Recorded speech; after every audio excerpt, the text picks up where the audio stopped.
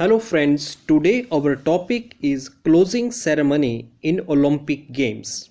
Means as mandated by the Olympic Charter, the proceedings combined the formal ceremonial closing of this international sporting event, including closing speeches, hosting of the flags, the parade of athletes and the handover of the Olympic flag with an artistic spectacle to showcase the culture and history of the current age is called closing ceremony in Olympic Games. The closing ceremony of the games is simple but quite impressive, though it is on smaller scale than the opening ceremony.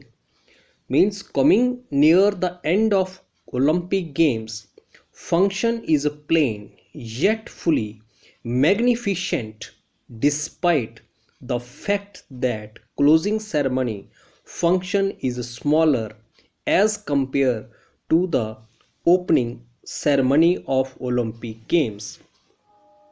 In closing ceremony, three flags are hosted.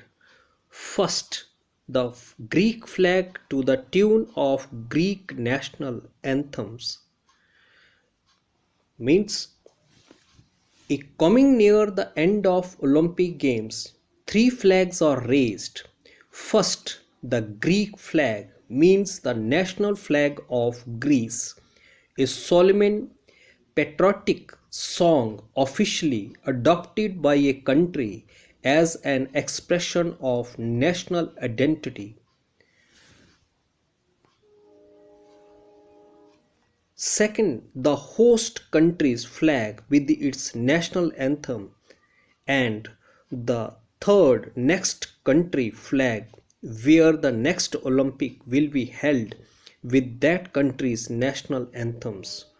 Means second flag of country raised that holds a sporting event to which others are invited, and that country patriotic song officially adopted by a country as an expression of national identity, and third flag of the following country where Olympic going to be held after 4 years, that country patriotic song officially adopted by a country as an expression of national identity.